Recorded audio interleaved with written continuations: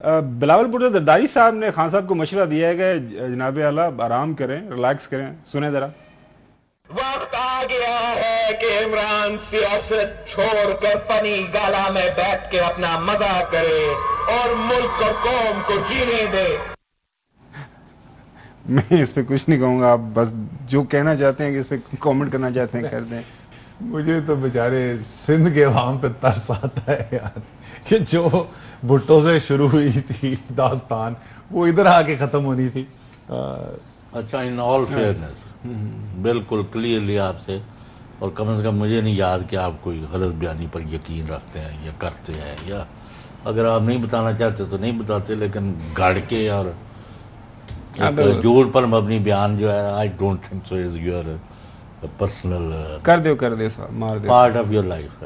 Know, having said this, یعنی یہ میں ان کو ان لوگوں میں رکھتا ہوں کہ جو کم از کم مجھے جھوٹ یا غلط بیانی نہیں کیا۔ بالکل ٹھیک ہو گیا سر۔ اس کے بعد اب میں ان سے دو لفظی بات پوچھتا ہوں کہ اس وقت بریک تھرو کی طرف آپ بڑھ رہے ہیں یا بریک ڈاؤن ہو گیا ہے مذاکرات میں؟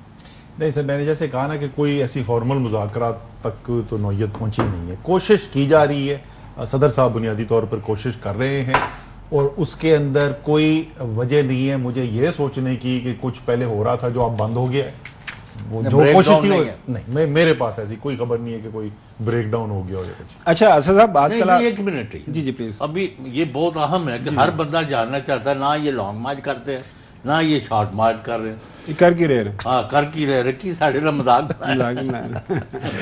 تو میں تو وہ جو ٹویٹیں آئی ہیں نا بھی بہت سارے صحافیوں کے پاس سے، جی مجھے اس سے لگتا یہ ہے کہ کم سے کم حقیقت ہے یہ نہیں ہے، حکومت کو خدشہ ضرور ہو گیا کہ شاید کوئی بریک تھرو ہونے والا ہے، اور وہ کوئی اس طرح کے گھر گھر کے بیان دے رہے ہیں، ان سے کوئی بات نہیں ہوئی، بھائی تانوں پوچھ کے کسی نے گل بات کرنی ہے۔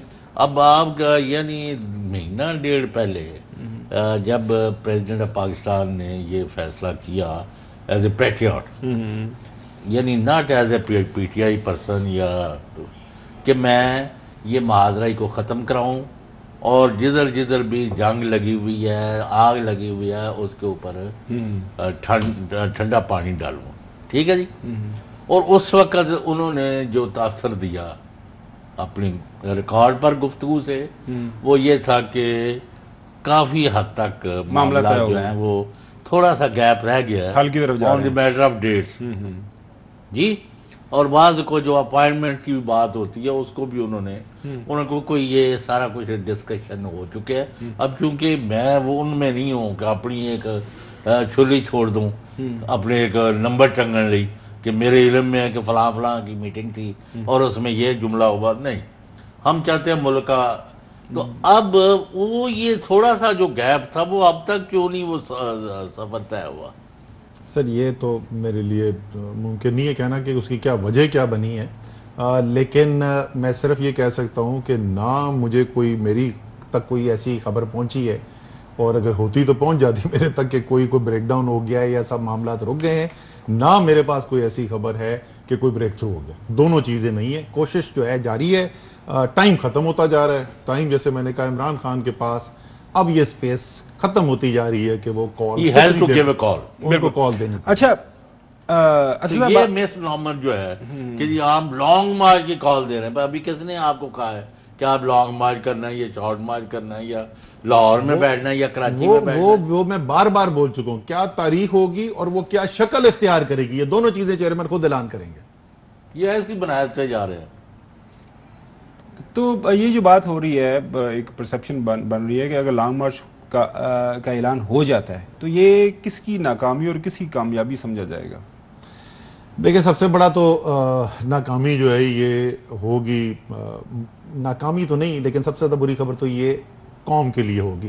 اس کا مطلب جو ہے کہ ایک واضح پیغام جو قوم بار بار بھیج رہی ہے پاکستان کے فیصلہ سازوں کو، حکومت کو، ریاستی اداروں کو، وہ ان کی بات سننے کے لیے تیار نہیں، یہی ہوگا نا۔ بار بار قوم نے، ابھی یہ بتائیں یہ الیکشن ہوا کیا ہے؟ ووٹ ایک اس بندے کو ڈال رہی ہے قوم جا کے جس نے کہا ہے میں نے اسمبلیوں میں جانا ہی نہیں، جو صرف الیکشن لڑا ہے ایک پوائنٹ کے اوپر. اس نے کہا ہے کہ آج پاکستان کو الیکشن چاہیے, جو مرضی منتخب ہوتا ہے اس کے بعد وہ حکومت بنائے, صرف ایک ایجنڈا پوائنٹ پہ. تو ریفرینڈم تھا, الیکشن تو تھا ہی نہیں, عمران خان کو اسمبلی میں بھیجنے کے لیے گیا نہیں تھا, اور 75% سیٹیں جو ہے تحریک انصاف جیت کے بیٹھ گئی ہے. سو قوم کی 3/4 اکثریت جو ہے وہ بار بار یہ کہہ رہی ہے کہ اس بحران سے نکلنے کا یہ حل ہے. تو ناکامی تو 100% ناکامی کی ذمہ داری جو ہے وہ ہمارے اس وقت ہماری حکومت کے اوپر ہے, اور ان سب کے اوپر ہے جو فیصلوں کے اوپر اثر انداز ہو سکتے ہیں یا فیصلے لے سکتے ہیں. Hope for the best and prepare for the worst. اور یہ اگر کنفلکٹ ہوتا ہے, خدا نخواستہ یہ اگر یہ ٹکراؤ ہوتا ہے, تو اس کے آپ نے کچھ کوئی اسیسمنٹ کی ہوئی ہے کہ خدا نخواستہ کس؟ دیکھیں, کوشش ظاہر ہے آخری وقت تک عمران خان کی پوری یہی ہوگی کہ کلیش نہ ہو, عوام کی طاقت کا مظاہرہ بھی ہو, اور اس کے ساتھ ساتھ کوئی نقصان بھی نہ ہو, اور ہمیشہ سے ان کی یہ کوشش رہی ہے. یہ ویسے میں بتا دوں جو چودھری صاحب پہلے کہہ رہے تھے نا, ہماری خبریں اندر سے نکل جاتی ہیں, تو پرائم منسٹر ہاؤس ہی بھاگ ہو جاتا تو پیچھے بچیا کی. تو ہم اتنی آپشنز ڈسکس کر چکے ہیں ابھی کہ وہ اس وقت وہ بھی کنفیوز ہوں گے کہ کرنے کیا جا رہی ہے. اچھا اسد صاحب, آج کل آپ کے ایک دوست ہیں, پی ٹی آئی کے دوست ہیں, ان کے حوالے سے آپ کو پتا ہے پی ٹی آئی کی طرف سے کافی بیانات بھی سامنے آتے ہیں, انکلوڈنگ پرائم منسٹر صاحب, چیف الیکشن کمشنر سکندر سلطان رائے صاحب. پچھلے دن انہوں نے کہا کہ میں نے 2 ٹویٹیں پچھلے دن انہوں نے کہا جی ای وی ایم جو ہیں اگر ہم لے آتے استعمال کرتے تو ملک کے اندر فساد ہونے کا خطرہ تھا. اچھا, انارکی ہو سکتی ہے. اس کے بعد آج انہوں نے آج کوئی کیس تو پتہ نہیں 400 کے حوالے سے, لیکن وہ انہوں نے کچھ اور اس کے اوپر جو ہے نا کمنٹری کی. انہوں نے کہا جی ایک ایم این اے کی طرف سے 7 نشستوں پر الیکشن لڑنے کی سمجھ نہیں آتی. میرا ماننا ہے کہ آئین کے مطابق ایک سٹنگ ایم این اے 7 حلقوں سے الیکشن نہیں لڑ سکتا. تو پھر آپ نے کیوں اجازت دی؟ چیف الیکشن کمیشن آپ کو روکنا چاہیے تھا. میں یہ سوال کر رہا ہوں, ایک ہاؤس کے ممبر ہوتے ہوئے اس ہاؤس کی 7 نشستوں پر الیکشن کیسے لڑا جا سکتا ہے؟ یہ رائے صاحب نے اس کے اوپر یہ ریمارکس دیے.